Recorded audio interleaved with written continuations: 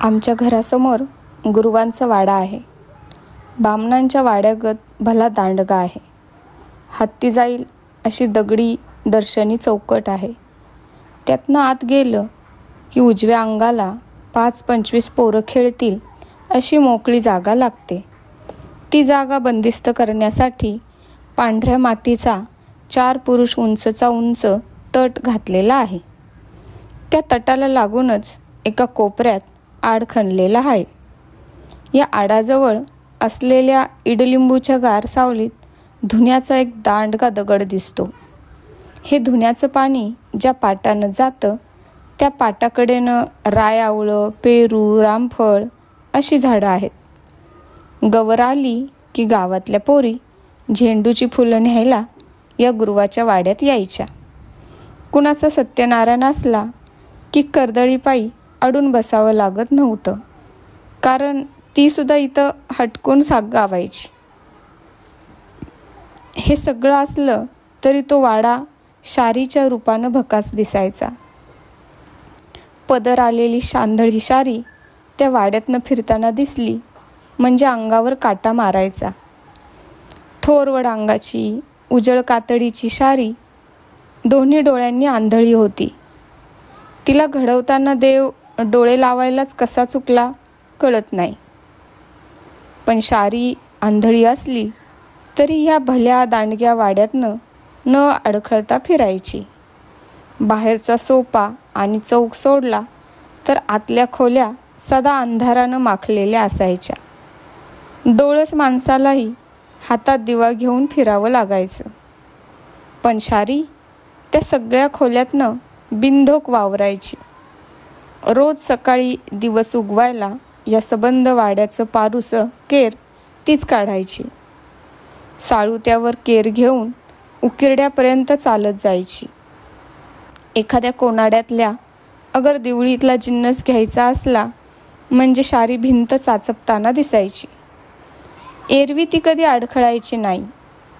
संथ गतीनं पण पावलं न चुकता ती सारा वाडा पालथा घालायची. ती कधीच स्वस्थ बसून राहिली नाही. तिचे हातपाय सारखे काहीतरी करीत असताना दिसायचे. ती जात्यावर बसून दळायची, विळीनं भाजी चिरायची, खोबरं खिसायची, आळाचं पाणी काढून घरातल्या पाण्याचा हंडा भरायची. जेवणं झाली, भांडी घासून झाली की शारी धुणं घेऊन इडलिंबाच्या झाडाखाली बसलेली पुन्हा दिसायची. धुणं धुवायची, ते वाळत घालायची, वाळलेलं धुणं गोळा करायची, त्यांचे पिळे करून जास्तानाला ठेवायची. इतकं काम करून फुलझाडांना पाणी पण तीच घालायची. या रायावळ्याच्या, पेरूच्या, रामफळाच्या झाडांना राख घालायची. त्यांच्या आळ्यात खुरपं खेळवत बसायची. एक चुलीपुढलं काम सोडलं तर बाकी सगळी कामं शारी करायची. आपले आंधळे डोळे घेऊन हे सगळं ती कशी करायची याचं गावाला आश्चर्य वाटायचं. लोक तिची अपूर्वाई करायचे.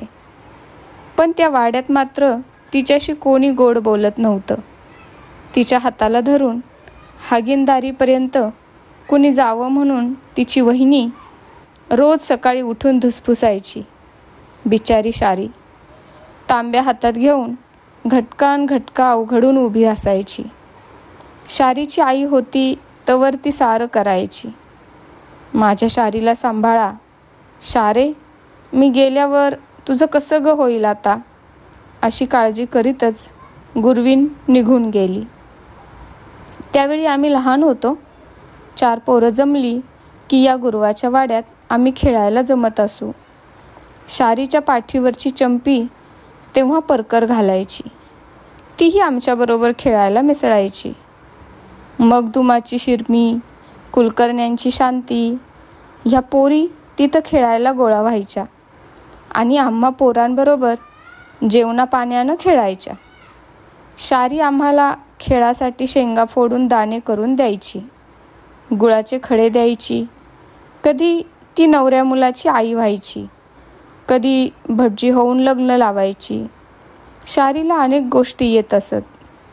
आबूलाल बाबूची टोपी घाल. शिवाजी कोतवाल, कोंबडी, गरवार, कोंबडीची अंडी, 12 पिंडी, 12 पिंडींचा वतनदार, काळी घोडी लगाम तोंडी, चांभाराचं पोर पक्का चोर, असं म्हणून घोड्याला पाणी पाजवण्याचा खेळ तिनंच आम्हाला शिकवला. अडम तडम तडतड बाजा, हुक्का टिक्का लेस मास, करवंद जाळी फुल्यो, असं म्हणत पायांची बोटं मोजायला आम्ही शारीजवळच शिकलो. हदग्याच्या दिवसात लहान पोरींबरोबर ती फेर धरून गाणी म्हणायची. खिरापतीच्या आशेनं आम्ही पोरं तिथं तासभर ताटकळत उभं राहत असू. पण शारीची गाणी संपायची नाहीत. आवट बाई कवट ग, कवटातनं आला कागद ग, हदगा मदगा तोरणी गदगा, तोरणीच्या सोंडेवारी, खुळखुळ वारा गोंडेवारी, असली शेलकी गाणी तिच्या ठेवणीतनं बाहेर पडू लागली की आम्ही खिरापत विसरून ती चित्त देऊन ऐकत असू. काम नसलं की शारी आमच्यात मिसळून असं पोरांबरोबर पोर व्हायची. कधी कधी आम्ही कोंडाळे करून तिच्या भोवती बसत असू. अशा वेळी शारी आम्हाला हुमणं घालायची. एवढंसं कार्ट घर कसं राखतंय. एकदम सगळे म्हणायचे कुलूप. लाल पालखी हिरवा दांडा, आत बसल्या बोडक्या रांडा. आम्ही म्हणायचो मिरची. अशी सोपी हुमणं आम्ही ओळखू लागलो की मग तिच्या डोक्यातनं कुणाच्या बापाला सुटू नये असलं हुमणं बाहेर पडायचं.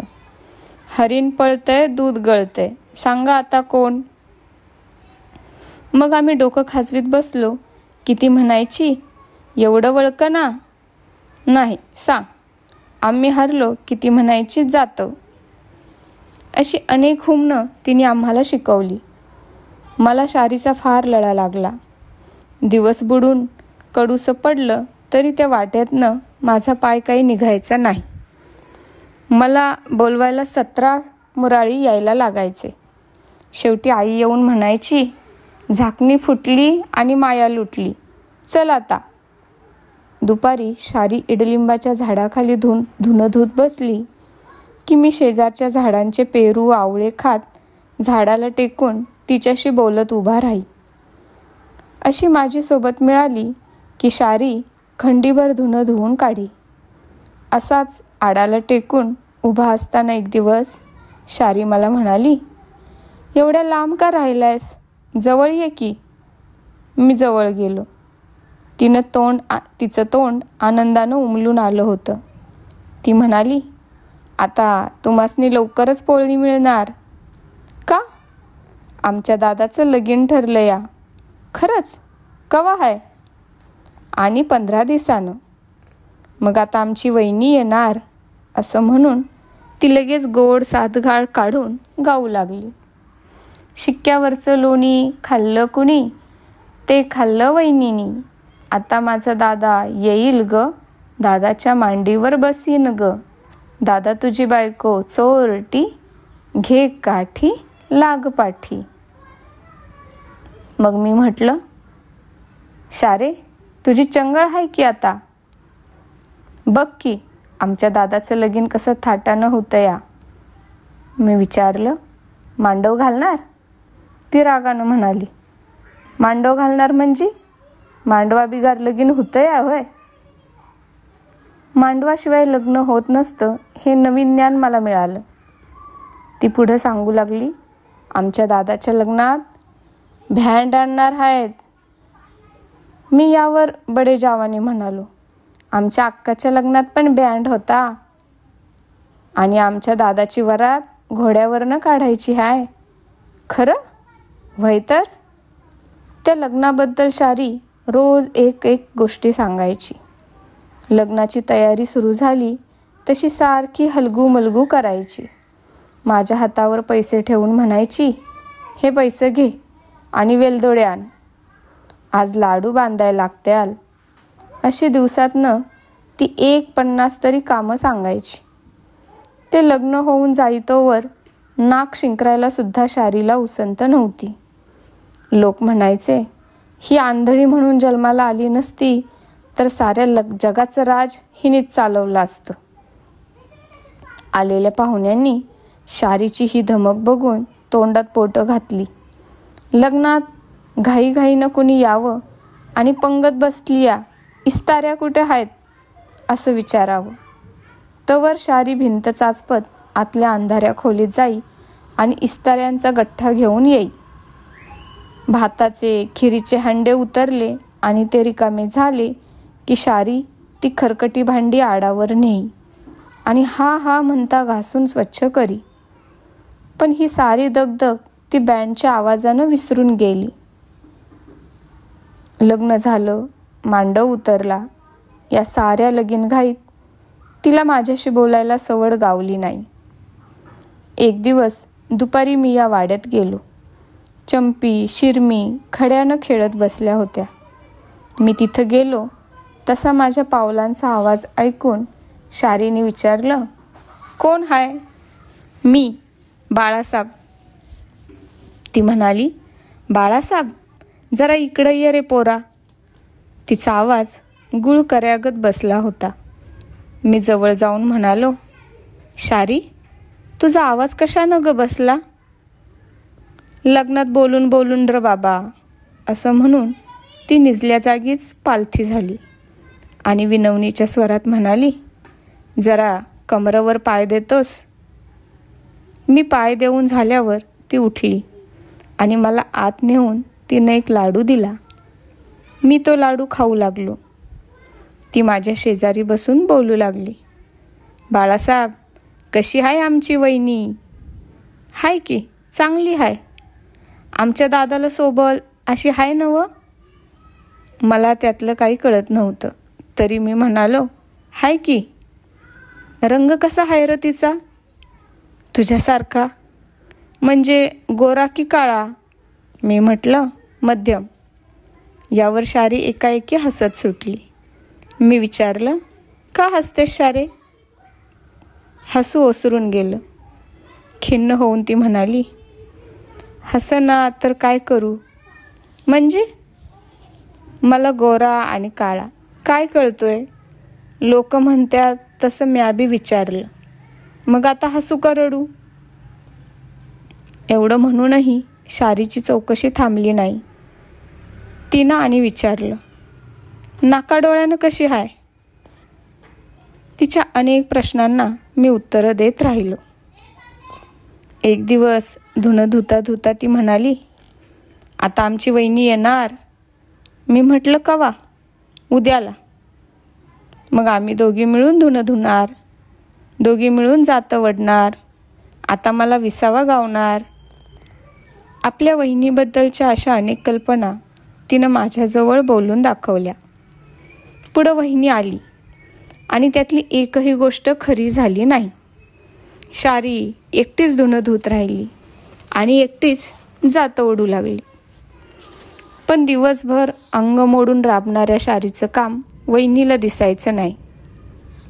आंधळ्या शारीशी ती दुजाभावानं वागू लागली. सकाळी हातात तांब्या घेऊन शारी ताटकळत उभी असली की ती मुद्दाम वेळ लावायची. तोंड वाजवत बाहेर यायची. म्हणायची, जळला ह्यो संसार, कामं करावी दासीगत, का तुझी बरोबर उठबरच करावी? आणि जलमभर अशी राबून घ्यायला कुठल्या जन्माची दावेदारीन ग बाई तू माझी? आता जलमभर हेच करत बसावं का आम्ही? एवढा जीव कशाला जगवायला लागली आहेस? असं म्हणून ती दरादरा तिचा हात खसकन धरायची आणि चालायला लागायची. लळत लोंबत तिच्या मागणं चालताना शारीची तिरपीट उडायची. असेच दिवस चालले होते. शारीची पूर्वीची धमक कमी झाली. काळजात काटा मोडल्यागत तिचा जीव कशानं तरी तळमळताना दिसायचा. शारी जायसाळाच्या फुलागत मलूल दिसू लागली. तवर तिच्या चंपीलाही पदर आला. तिला बघायला पै पाहुणे येऊ लागले. एक दिवस चंपीचंही लग्न झालं आणि ती नवऱ्याकडे नांदायला गेली. आपल्या दादाच्या लग्नात सगळं पुढं पुढं होऊन करणारी शारी यावेळी दिसली नाही. चंपी गेली तशी शारी मुखी होत चालली. कुणी आलं गेलं तरी शारीचं तोंड उघडायचं नाही. दुखणं इतागतच शारीला बोलणं नकोसं झालं. ह्याच सुमाराला मगदुमाची शिरमी आणि कुलकर्ण्यांची शांती ह्यांचीही लग्न झाली. एकेकाळी या पोरी या वाड्यात येऊन हैदोस घालायच्या. शारी त्यांच्याबरोबर हादग्यातली गाणी म्हणायची, त्यांना कहाण्या सांगायची, होमणं घालायची. मग त्या साऱ्या लग्न होऊन आपापल्या सासरी नांदायला गेल्या आणि शारी एकटीच भूतासारखी या वाड्यात वावरत राहिली. तिच्या बरोबरीच्या पोरी माहेरला आल्या की काखेत पोर घेऊन तिला भेटायला यायच्या. ती म्हणायची, मला बायांनो डोळे नाहीत, तुझ्या पोराला म्या कसं ग बघू. असं म्हणून शारी पोराला अंगावर घेई, त्याचे मुके घेई आणि त्या पोरांच्या आया आपल्या संसारातल्या गोष्टी सांगत बसत. पण शारी हे सगळं ऐकून घेऊन गप्प बसायची. बाई, तुझं कसं ग हाय असं कुणी विचारलं तर शारीच्या तोंडाची मुसकी निघायची नाही. जवळ कुणी दुसरं माणूस काणूस नसलं की शारी एखाद्या वेळी आपलं मन माझ्या पुढं उघड करायची. अशा निवांत वेळी आम्ही बोलत बसलो आणि तिला उचकी लागली की म्हणायची, बाळासाहेब, कुणी आठवण काढली असेल र माझी. काढली असेल की. खरं? माझी आठवण कोण काढायला लागले र? कोण हाय माझ्या मायेचं? असं ती उदास झाली की मी म्हणायचो, चंपी नाही का? यावर ती म्हणायची, खुळा तर नवस, ती कुठली आठवण काढतीया. पाण्याच्या भवऱ्यात अडकल्यागत ती आपल्या संसारात गुरफुटून गेलीया. तिला आता कुणाची आठवण राहायची नाही बघ. असं म्हणून ती म्हणायची, बाळासाहेब, आमच्या चंपीचं सोन्यापरस पिवळं झालं बघ. तिला घर चांगलं मिळालं, दादला चांगला गावला. म्याच कुठलं असलं आंधळं नशीब घेऊन मागून आलो कुणाला दक्कल. अशा आठवणी निघाल्या की ती शिरमी, शांती या साऱ्यांच्या संसाराबद्दल बोलू लागायची. म्हणायची, या सगळ्या पोरी आता काय करत बसल्या असतील या गटकला. कोण आपल्या पोराला पाजवत असेल, कोण आपल्या दाल्ल्याबरोबर बोलत बसली असेल. असं बोलता बोलता मध्येच म्हणायची, तुला शांतीचा दाल्ला कोण हाय माहीत आहे का? अरे, सरकारात कोणी बडा अंमलदार हाय म्हणतो, तो म्हण रोज शांतीला घेऊन फिराया जातो या. असं बोलून झालं की शारी उदास होऊन म्हणायची, तांदूळ पडलं म्हणजे आपल्या दाल्ल्या बिगर कोण दिसत नाही बघ. धाकटी होती तवा इळा निळा इथं येऊन बसायची. आता माहेरला आली तरी इकडं फिरकत नाही. एवढं लांबचं कशाला? आता आमच्या चंपीचंच बघ की. लगीन झाल्यापासनं आपल्या या आंधळ्या बहिणीची आठवण कुठं होती या तिला. अरे, आता ही लई महाग झाली आम्हासनी. गेल्या 2 वर्षात एकदा का दोनदा आली, 4 दिवस राहिली बी नाही. आली तशी जातो जातो म्हणायला लागली.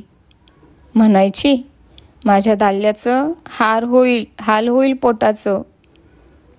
त्यासनी 2 वक्त ताजं ताजं करून खाऊ घालाया लागतं या.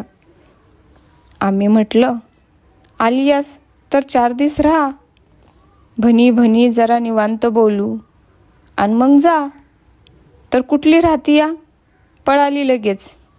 संसार लागला म्हणजे आपलं ते परक आणि परक ते आपलं होतं या बघ. लगीन झाल्यापासनं आमच्या चंपीला तर इसर पडला बघ माझा.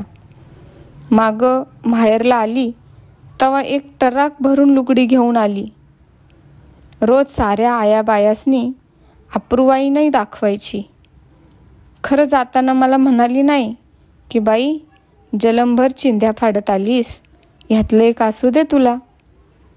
मला आंधळीला काय करायची आहेत ती लुगडी. खरं तुला आपलं सांगितलं बस. शारी बोलू लागली की या साऱ्या आठवणी निघायच्या. पुढं मी मराठी 4थी पास झालो आणि पुढच्या इंग्रजी शिक्षणासाठी कोल्हापूरला आलो. तशी शारी एकटी राहिली. हंगाम सरला आणि पाखरं उडून गेली. माती पडून बुजून गेलेल्या पडक्या विहिरीगत शारीचं आयुष्य भकास दिसू लागलं.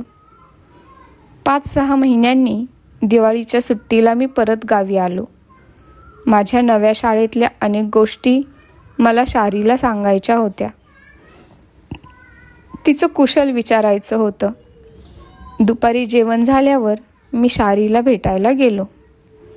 बाहेरचा दरवाजा पुढं केला होता म्हणून दिंडी दरवाजातून आत गेलो.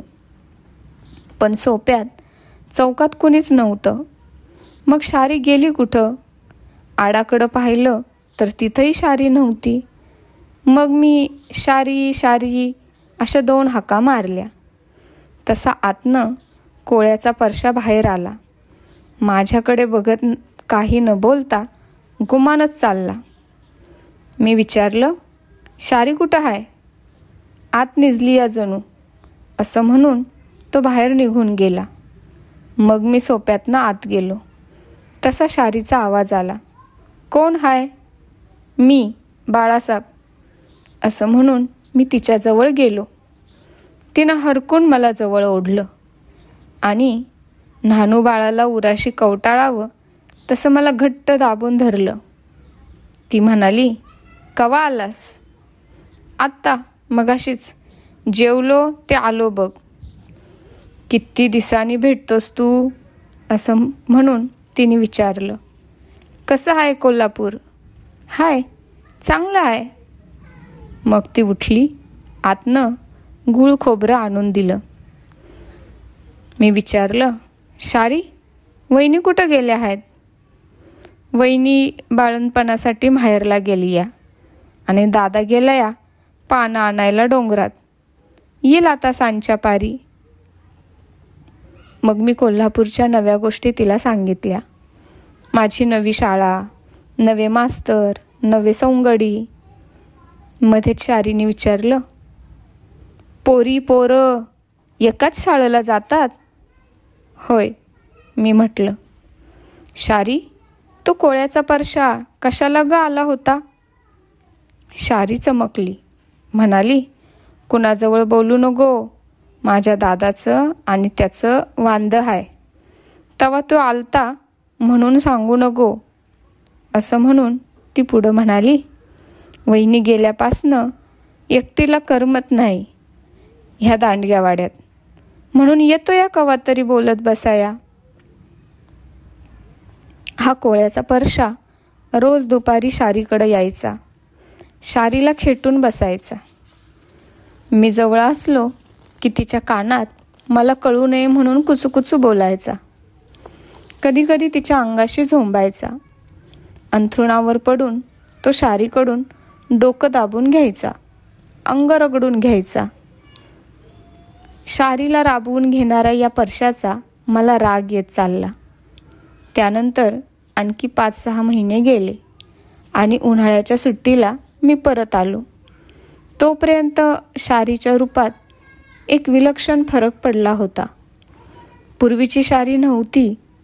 तिचे डोळे आत गेले होते, गळ्याजवळची हाडं वर आली होती आणि चालताना, बसताना, उठताना शारी अवघडल्यागत दिसायची. साधा डोक्यावर ओझं असल्यागत दिसायची. शारीच्या मनाला कसली तरी कात्री लागली होती. ती कुणाला तोंड उघडून सांगत नव्हती, पण तिचा जीव आतल्या आत कात्रत चालला होता. एक दिवस इडलिंबाच्या झाडाखाली बसून ती धुणं धुत होती. मी म्हणालो, शारी, तू एवढी का गरोडावलीस? हे ऐकताच तिनं हातातलं धुणं टाकून दिलं आणि डोळे गाळत ती बसून राहिली. थोड्या वेळानं मला हळू आवाजात म्हणाली, बाळासाहेब, माझं काय चांगलं झालं नाही. देवानंच गळा कापला. मला डोळं असतं तर असं कशाला खितपत पडलो असतो र मी. आणि असं बोलत ती एकदमच गडबडीने उठली. बाजूला जाऊन ओकारी देऊ लागली. दोन्ही हातांनी जमिनीचा आधार घेऊन शारी कासावीस होऊन बसून राहिली. मी म्हणालो, शारी, मळमळते का ग तुला? शारी काही न बोलता भ्रमिष्ठागत बसून राहिली. मी पुन्हा म्हणालो, जंत झाला असतील. जंताच्या एकदा गोळ्या घे. चूळ भरायला मी पाणी दिलं.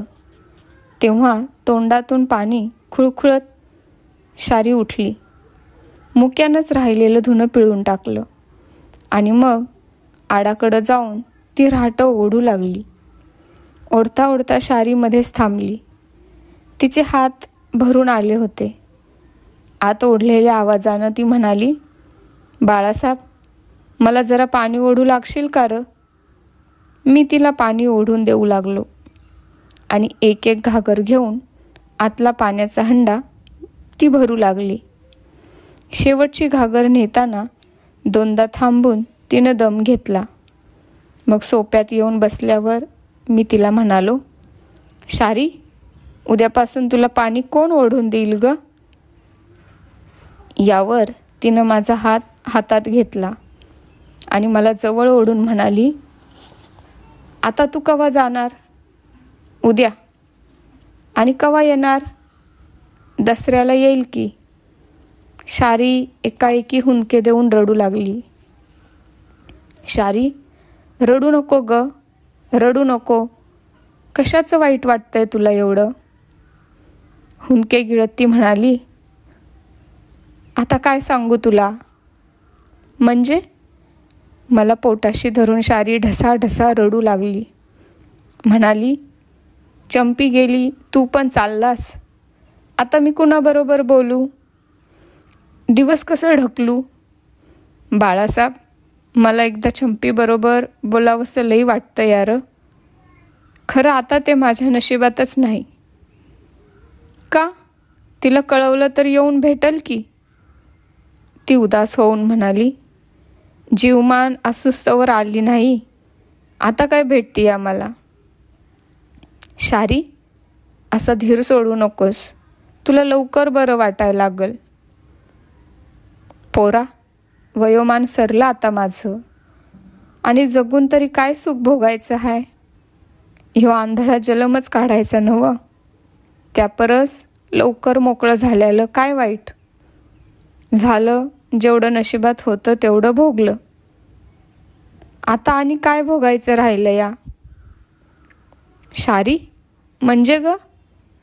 म्हणजे आता देवालाच जाऊन विचारायचं, बाबा, मी कुठल्या जन्माचं पातक केलं म्हणून ह्यो असला आंधळा जन्म मला दिलास? माझेही डोळे ओले झाले. मी म्हणालो, शारी, असं म्हणू नकोस. दादाला सांगून औषध पाणी घे आणि बरी हो. तू अजून पोर आहेस, तुला नाही कळायचं. मग मी शारीच्या कुशीत शिरून म्हणालो, तुला जास्त झालं की मला कळवायला सांग. मी येऊन तुला बघून जाईन. माझं तोंड कुरवाळून ती म्हणाली, किती मायाळू आहेस र तू. तू मला लई जीव लावलास. तुला एकदा बघायपुरतं तरी देव माझं डोळं मला देईल का? असंच आम्ही बोलत राहिलो. ऊन कलंडल्यावर मी उठलो. शारी म्हणाली, चाललास? होय, जातो की. अंधार पडायला लागलाय, उशीर झाला. जरा थांब, असं म्हणून शारी आत गेली. 7-8 खारका आणि खोबरा आणून मला म्हणाली, एवढं माझ्याजवळ बसून खा. आणि थोडा वेळ तिच्याजवळ बसून मी जायला उठलो तेव्हा ती म्हणाली, आता ह्यावर तुझी भेट होईलच असं नाही का? जाताना भेटेनच की. तिचा निरोप घेऊन मी घरी आलो. दिवस बुडाला तरी शारीचा विचार मनातनं जात नव्हता. तोच गुरुवाच्या वाड्यात गलबला दिसू लागला. माणसं गोळा होत होती. मी तसाच धावत गेलो. शारीचा दादा मान खाली घालून बसला होता. लोक त्याला विचारत होते आणि तो सांगत होता, "आगा, मला तरी काय माहीत, मी आत्ताच आलो नवं. येऊन बघतो तर शारी नाही." खुळ्यागत सारा वाडा धुंडाळला आणि मग आडाकडं गेलो तर दोरीची घागर तशीच आडात. देवा, कधी चुकायची नाही. आणि आज माझी शारी आडात कशी पडली? गॅस बत्ती लावली आणि आडाभोवती माणूस माईना झालं. लोक गळ टाकून शारीला वर काढण्यात गुंतले होते. मी त्या इडलिंबाच्या झाडाला टेकून हुंदके देत उभा होतो. तवर त्या गर्दीतनं आवाज आला, "शारी सापडली." गळ लागला,